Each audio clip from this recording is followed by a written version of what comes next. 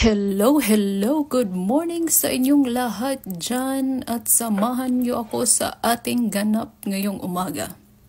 So, nandito ko ngayon sa kusina namin guys at samahan niyo akong magluto ng almusal namin. So, ito na, magsisimula na akong magluto guys at kakagising ko lang diretso agad sa kusina. Alam niyo naman, kailangan magluto tayo para may makain. So, ayan guys. Magluluto ako ng pancake at bacon para sa aming almusal at ngayon, sinimulan ko ng haluin ang pancake. Charot, pancake. So ayan, haluin natin ng maigi. Halo-halo. Halo-halo. Ay, ang sarap ng halo-halo guys, namimiss ko. So ayan, may kukunin pala ako sa aming mahiwagang refrigerator. Nakalimutan kong ilabas pala guys, yung bacon at yung butter.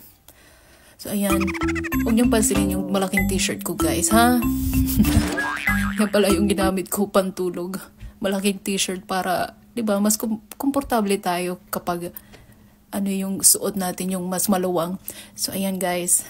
Nilagay ko na yung pan sa stove para simula nang mag-init. Mag-init talaga.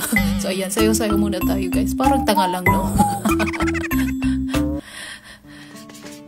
So, ayan, ilalagay ko na guys yung pancake. Oh, wait lang. Tingnan natin kung mainit na. Ganyan tayo guys, diba? Ilalagay natin sa ibabaw yung kamay natin kung mainit. Pinoy na Pinoy. So, ayan, mainit na. Ilalagay natin yung pancake mix. Bilisan natin para matapos na to guys at makapag-almusal na kami. So, ayan, sasayaw muna tayo. Sayaw na naman. So, may kukunin pala ako sa cabinet. Diyan pala namin inilalagay yung mga pan, kaldero, lahat-lahat na guys. Nandyan sa loob ng cabinet. So, sa kabila, magluluto ako ng bacon guys. Alam nyo ba guys, ang sarap ng bacon. Ang sarap ng bacon nila dito guys. Oh, may chika pala ako sa inyo guys. So, before ako nakapag-asawa ng AFAM, hindi ako marunong magluto ng mga American foods.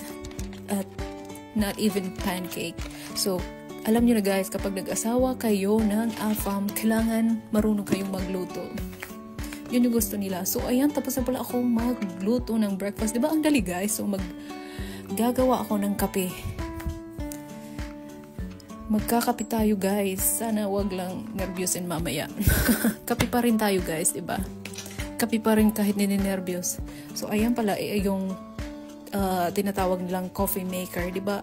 Parang katulad 'yun sa nakikita natin sa McDonald's na coffee maker. Ang dali lang, guys. So, isang pindot, lalabas na yung kape, na napakasarap na kape. Ayan. Tingnan nyo.